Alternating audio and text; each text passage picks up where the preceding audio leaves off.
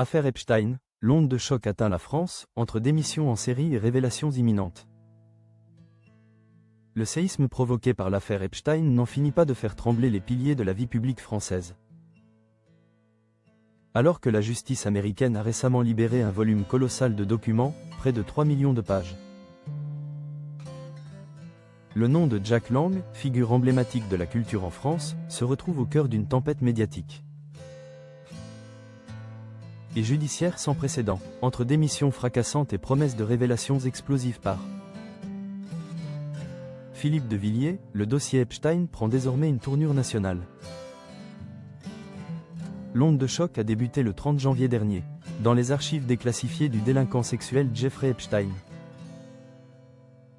Le nom de Jack Lang apparaît avec une récurrence qui donne le tournis, 673 mentions. Sa fille, Caroline Lang, figure également dans ces documents officiels. Si l'ancien ministre de la Culture martèle son innocence, l'ampleur de ces citations a suffi à embraser l'opinion publique et la classe politique. Invité sur le plateau des Europe 1 ce dimanche 8 février, Philippe de Villiers n'a pas mâché ses mots face à Elliott Deval.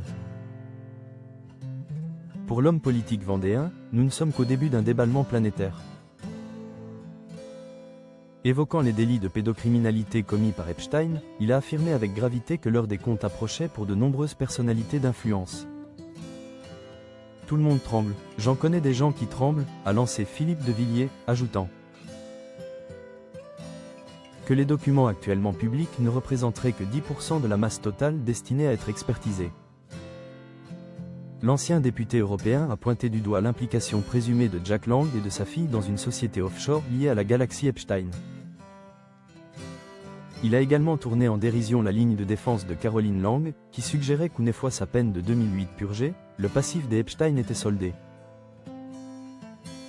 Ah bon, d'accord, a ironisé de Villiers, soulignant l'indécence d'une telle lecture face à la gravité des crimes reprochés. Le samedi 7 février marque un tournant définitif dans cette affaire, sous la pression médiatique et le poids des soupçons. Jack Lang a annoncé sa démission de la présidence de l'Institut du monde arabe, IMA. Dans un communiqué transmis à l'AFP, l'ancien ministre de 86 ans a affirmé accueillir ce départ avec « sérénité et soulagement ». Jack Lang dénonce des accusations infondées et assure que ce retrait est le seul moyen de faire toute la lumière sur des attaques portant atteinte à sa probité. Mais ce n'est pas le seul départ qui secoue la famille. Dans la foulée, Caroline Lang, sa fille, a également pris la décision radicale de se retirer de ses fonctions de déléguée générale du syndicat des producteurs indépendants, SPI.